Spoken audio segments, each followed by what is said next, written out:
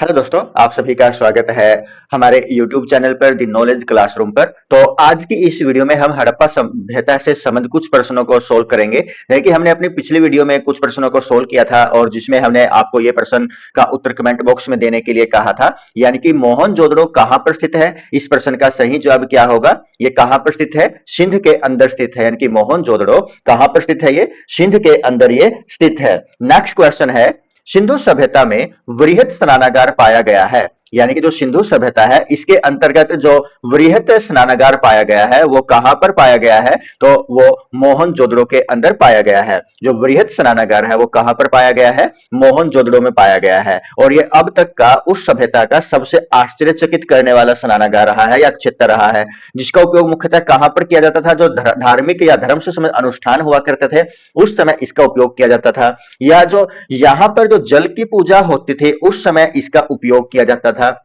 या फिर वो जो देखते हैं सिंचाई के लिए भी इसका प्रयोग वो किया करते थे, क्योंकि जो धार्मिक अनुष्ठान हुआ करते थे उस समय उसका जो पानी होता था उस पानी को वो क्या करते थे? यूज हुए पानी को कुओं के अंतर्गत इकट्ठा कर लेते थे, और जो कुओं के अंतर्गत जो पानी इकट्ठा हुआ है उसका प्रयोग किसके लिए किया करते थे? सिंचाई के लिए किया करते थे।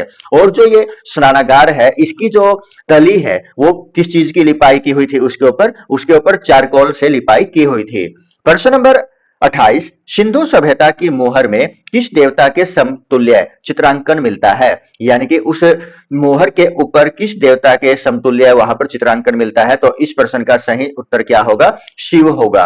प्रश्न नंबर 29, निम्नलिखित में से कौन सा हड़प्पा कालीन स्थल गुजरात में है?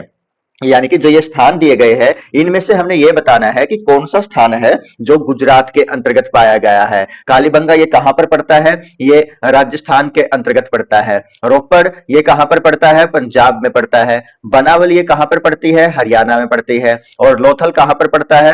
गुजरात के अंदर पड़ता है। तो हमारा सही आंसर क्या होगा? जो लोथल है वो कहां पर पड़ता है? गुजरात में पड़ता है। प्रश्न नंबर 30, मोहनजोदड़ो का स्थलीय नाम या स्थानीय नाम क्या था? यानी कि जो मोहनजोदड़ो है उसका जो स्थानीय नाम था वो क्या था, या उस समय जो प्रचलित नाम है वो क्या हम बोल सकते हैं? मृतकों का टीला इसको बोला जा सकता है।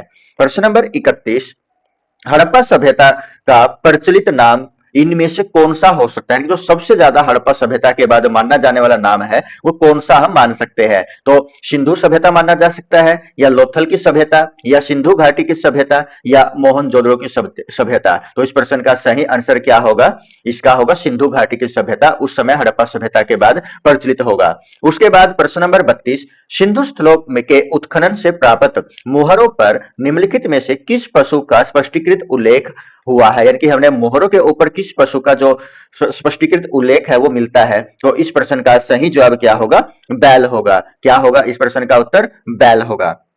प्रश्न नंबर 33, सिंधु घाटी सभ्यता जानी जाती है, यानी कि सिंधु घाटी की जो सभ्यता है क्यों इंपोर्टेंट है, क्यों उसका महत्व है? किसके लिए? अपने नगर नियोजन के लिए है, या मोहनजोदड़ो और हड़प्पा के लिए है, या पूजनीय कृत्यों के लिए है, या अपने उद्योग धंधों के लिए है? तो इस प्रश्न का सही जवाब क्या हो सकता है? अपने नगर नियोजन के लिए ये उस समय प्रसिद्ध रही होगी।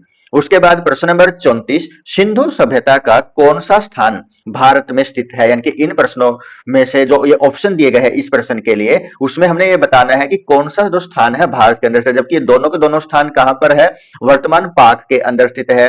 और जो ये लोथल है, ये लोथल कहां पर पड़ता है? गुजरात में पड़ता है, और इसके कारण से भारत में ये स्थित है। तो हमारे प्रश्न का उत्तर क्या होगा? लोथल होगा।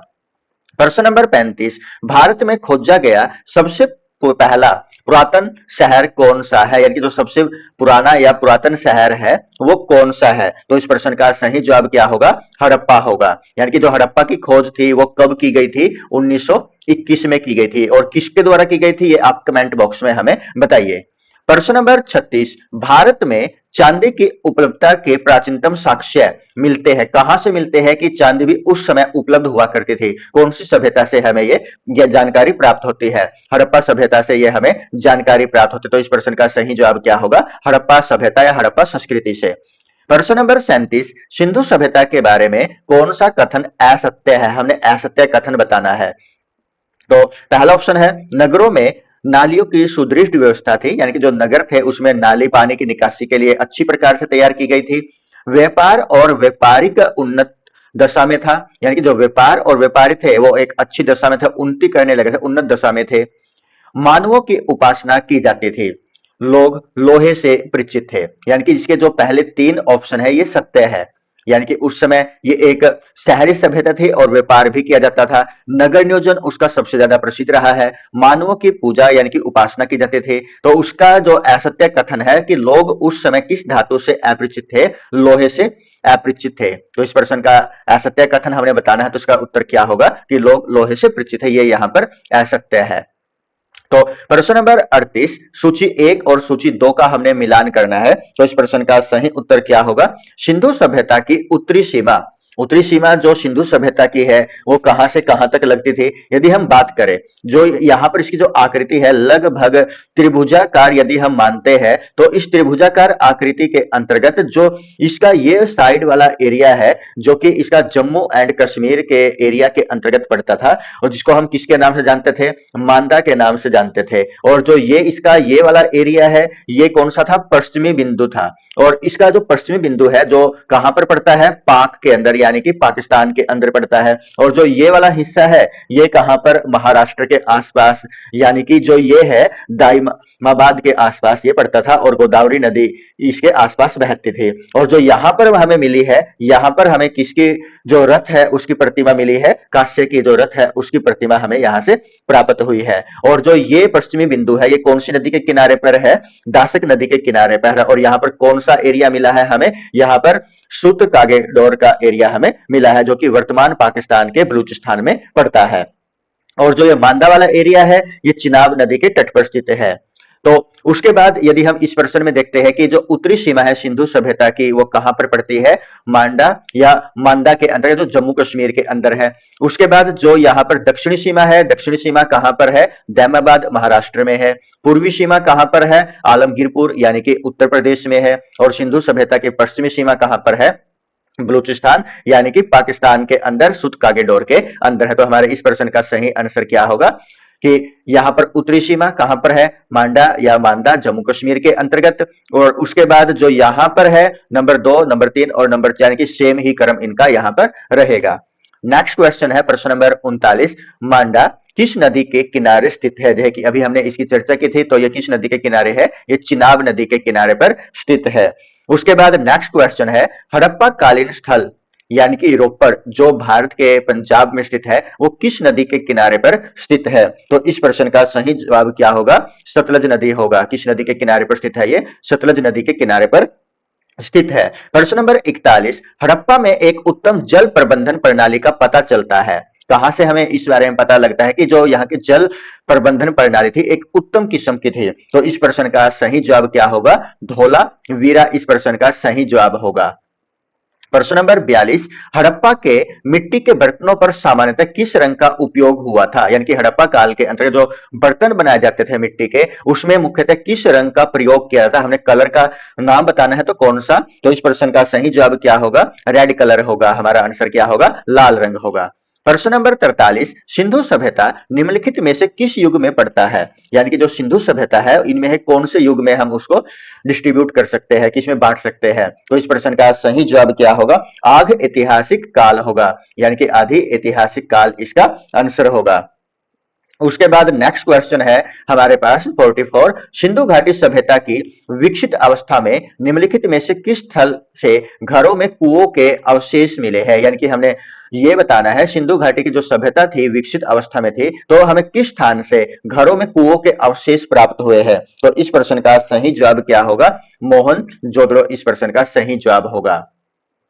प्रश्न नंबर 45, सिंधु घाटी सभ्यता की खोज करने में किन दो भारतीयों का नाम जुड़ा हुआ? यानी कि जो खोज निकालने में है, जो सिंधु घाटी की सभ्यता खोजी है मुख्यतः दो भारतीयों ने, तो उसमें को खोजने में मुख्यतः किसका सबसे ज्यादा योगदान रहता है?